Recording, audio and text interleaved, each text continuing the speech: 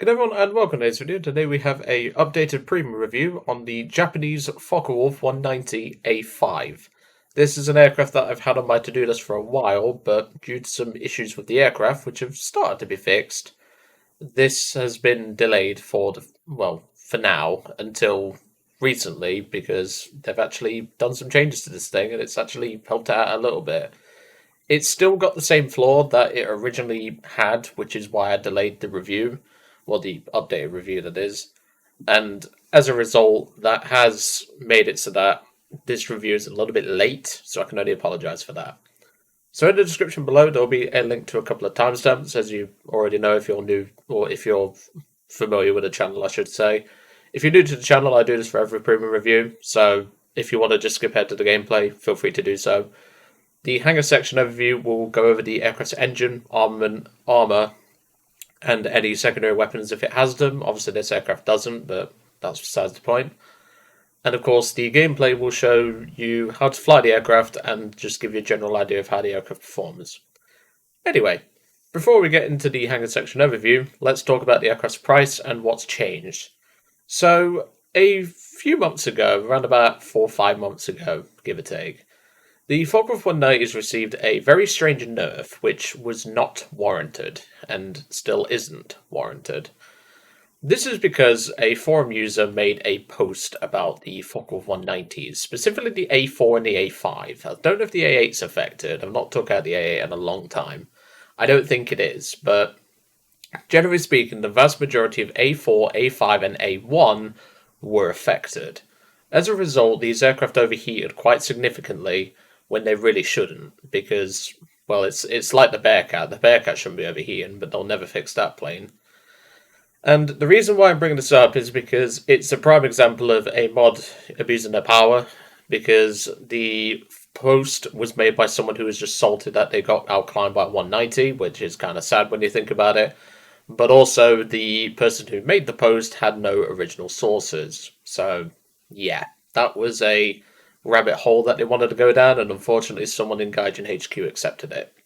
As a result, the Focke-Wulf 190 A5s were very rarely flown, but now they're actually starting to be fixed a little bit. It's still not perfect, as you'll see in the gameplay, but it is something to really talk about. So the only other change is this aircraft has gone from rank 3 to rank 4, and has increased in price from 1,750 Golden Eagles to 2,980 Golden Eagles. Which, personally, I think the aircraft is worth it if you're an experienced pilot. But for a new player, I would look at the A7M1, which I've not long recently updated a review for. I'll leave a link to that in the comments down below. But the reason for that is because the Focke-Wulf is a very specific aircraft. It teaches you a lot of things, but it also punishes you for many things. And as a result, I don't want to give the advice that new players should buy this specific aircraft. To me, it's just not suitable for a new player. Its firepower certainly is, though, but we're going to get into that. So, let's get into the overview of the aircraft. So, starting off with, as usual, the engine, the BMW 801D2. Funnily enough, the Focke-Wulf 190 A5 U14 I've just reviewed has the exact same engine, but of course, that plane, for some reason, doesn't overheat. I mean, it does, but not as bad as this thing used to when it first started, with the nerf, that is. This engine is perfectly acceptable. It does start to struggle a little bit at higher altitudes, but as long as you manage the aircraft and its abilities, and obviously the WEP usage, which again you'll see in the gameplay how managing the WEP is useful, this plane will do you perfectly fine. Like I said, its high altitude performance is much to be desired, but that's the same for all Antons, unfortunately. And, well, until you get to the Doras, specifically the D12, your high altitude performance will be pretty okay, but nothing spectacular. Overall, though, the engine, as I said, does suffer from overheating a slight bit, so it's nothing really to worry about. In terms of armament, we'll start out with the outer guns on the wings. We have two 20mm MG FFMs. These have 90 rounds each. Excuse me.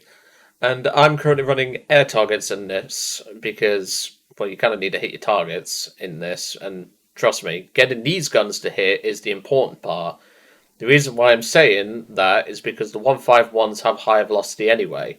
so they'll be hitting regardless, but you want to get these into firepower as well. Speaking of the 151s, we have two MG151 20mm with 250 rounds each.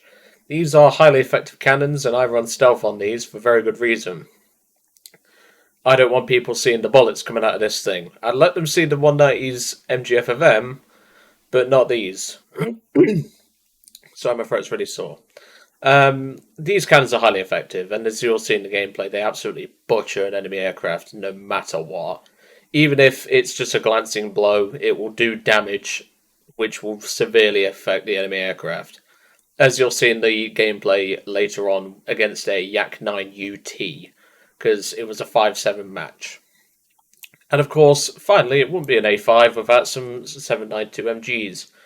You get 900 rounds per gun, and these are actually pretty useful. If you've pretty much killed the entire enemy team and you're just waiting on a bomber to die, you can farm up a lot of ground targets, well, light ground targets with these little fellas. And if you aim for the top of a light pillbox, you can actually kill a pillbox with these, and it's pretty useful. And with the cannons included, you can butcher some light pillboxes quite reliably. In terms of its armour, it does actually have quite a bit, because, well, it's a Focke-Wulf, it was kind of meant to do that. We have a little bit of steel around the front part of the engine cowling, which won't really stop anything. We have 5mm of steel, which can sometimes deflect a bullet, but obviously, mainly, they're going to be targeting your engine blocks, so this isn't really going to help too much. But then we come to the pilot armour, which is actually pretty good. It's double layered, so you get 13mm of protection, and obviously a slight slope as well. And then up at the top, you get 12mm of effective protection as well. The bulletproof glass in the front is around about a 0.4 modifier, so it's around about 20mm of protection, which can actually stop you getting pilot sniped sometimes, but obviously if they're coming in at a slight angle, they can still get you pilot, so that's something to consider. And of course, as I said, recommended belts, air targets on the MGFFM, stealth on the 151, uni on the 792. You want to try and make the enemy think you have less firepower than what you actually do. Obviously, if they know the Focke-Wulf 190 A-5 is in the Japanese tech tree, this won't work. But every advantage helps. And obviously, as I said, you don't have any ground ordnance, so there's nothing really to write home about. But as I said, all of these guns can kill light pillboxes quite reliably, and the 20mm can even punch through light tanks if needed. So overall, this aircraft is not too bad. I don't think it's for a newer player, as I've always said about Focke-Wulfs. But this plane is highly effective in what it can do, and with a little bit of flap control and throttle control, this thing can absolutely kick some ass. But obviously you have to know what to do with it first. Anyway, I'm going to leave you all to it for today. Really hope you enjoyed seeing the Focke-Wulf 190 A5 get its updated premium review, and I will see you all on the next one. Well, unfortunately, that is just a summary of what's going to happen with your teams, and of some of them actually have the brain cells to not dive on multiple attackers. But, yeah, that is unfortunately how this thing goes, I'm afraid. It's still a very good plane, but it's got some flaws these days. Chief among which is the overheating, which at the minute is not a problem because I've not been riding the web too much. But you'll see later on just how much the overheating affects this plane. This is a plane for quite experienced pilots, as I talked about in the A5U14's review. And it's kind of sad because from what I've read, this thing should be very different, like in terms of its overall handling. Hello, Mr. 225. So you can pull shots off like that, and it's very easy to do in this thing. It's a plane that can pretty much do a lot of things as long as you know what to do with it. It's a very dangerous aircraft. And with a little bit of throttle control, and with a little bit of flap usage, you can bag yourself an easy frag. That's what you can do, but you gotta know how to do it, that's the thing. I wouldn't give this plane to a new player, that's for sure. This is not a new player friendly aircraft, it never really has been, the Focke-Wulfs. But once you get down with the kids, and once you get down with how these things work, these are definitely going to be some of the more fun fighters. But obviously at the moment, try and keep the WEP to a minimum. Obviously I'm using WEP just to get some more power and get some more airspeed, because I'm going to need it. Make sure to consider that, because trust me, this thing will bite you in the arse if you're not careful with the overheating at the moment. Okay, Corsair, he's an easier foe at the moment. He's not the priority foe, the Yak-3 is, but that's where we have teammates and we have our flaps. Boom! See, we just clipped his wings, set him on fire, and that was a short burst. And we got that shot because of a little bit of throttle and a little bit of flap control. That's just how effective these planes can be. And the reason why I'm not staying at altitude is because my teammates seem to have it under control. This thing is a bit of a beast once you get down with it, so to speak. Alright, now that we've dealt with the enemy fighters, let's go deal with these bots, because they're going to be a problem for our tickets. In case anyone's running, I'm running air targets on the, well, the stealth on the inward 20 mils, and I'm running air on the outer 20 mils. This seems to be the most consistent for the aircraft at this moment in time. I look for consistency, I don't look for belt versatility in this plane, because you're not really going to be ground striking in this thing. And if you are, you're going to be trying to take out light targets. Like I said, a short burst is just all you need a lot of the time because of this thing's aggressive firepower. Okay, B6 is up there, but there you can see the overheating. I'm going to limit the wet usage now, because this thing used to be a plane that you could wep all day long, pretty much, with very rare circumstances, but for some reason, some muppet on the forums submitted a post saying that Focke-Wulf shouldn't be able to climb as well or manage their temperatures as well, and some dumbass Gaijin mod accepted it. The only plane in the A-5, A-4 series that doesn't seem to be as affected is the U-14 that I've recently reviewed. So that is something to consider. I'll use the machine guns for this one, fuck it, not wasting cannon. Got pretty much all the bots. There's one left, but the Spitfire's got that, so that's fine. Let's go see if we can lend our teammates a hand, because we've got a P-38 and a Tempest over here. The P-38 will definitely need the backup, because the Tempest won't win that fight on its own. Let's see if we can get over there and give him a hand.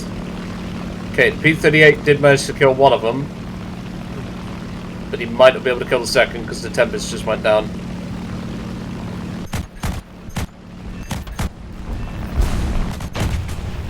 Okay, unlucky hit on that armoured car. We could have took it out there. Shit, there goes the P-38. P-38's gone. But luckily, the Yak is a little bit fixated too much. Oh, okay, that's a 9UT. This is going to be interesting. So normally, this plane cannot beat Yaks in a dogfight. But, careful teammate, don't want to get hit. Because of that first burst, and once again, a little bit of flap control, you can get the win. And we just about saved the P-38 there. You managed to put the fire out. There we go, 5 air kills, 2 ground kills. Obviously, I'm not counting the bots for the ground kills. Well, the air kills, I should say. But yeah, there we go. We got 4 of them anyway, so not a bad little result. As you can see, this plane is extremely savage with what it can do. Its firepower is extremely good. Its overall handling and flight performance is pretty decent. But personally speaking, unless you're a good pilot, I would just get the A7M1 for a newer player. It's more consistent for a newer player. It's got better machine guns for certainty. Whilst it does lose out in its high-speed handling, the A7M1 is just a bit more forgiving for a newer player. I know some people are going to say, but Joe, you used to say the A6M5 Co was that. Yes, but the A6M5 Co kind of suffers now because of its new BR. And also, you can't buy it at this moment in time. But as you can see, it pays well, does well, as long as you know what to do in it, and this thing can definitely do some work.